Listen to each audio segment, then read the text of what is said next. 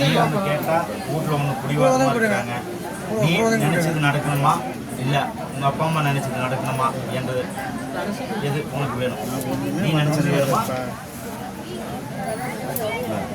உனக்கு வந்து நான் கொடுக்கறது தான் பெஸ்ட்டு, சரியா? எனக்கு எங்கள் அப்பா அம்மா கொடுக்கறது தான் எனக்கு பெஸ்ட். அதுதான் நான் ஒன்றும் பண்ண முடியாதுதான் முக்கியம், சரியா? அதுதான் முறைப்படி எல்லாமே செய்வாங்க.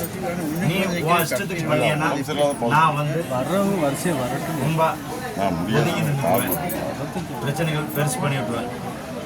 அதுதான் அதனால தான் நான் இப்போ உன்கிட்ட சொல்கிறேன் தாயி, உனக்கு வந்து அப்பா அம்மா கொடுக்குற முடிவு தான் சரியானது, சரியா?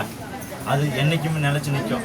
எப்பயுமே ஒன்று எதுனாலும் கேட்குற அளவுக்கு நான் பண்ணி கொடுத்துறேன்.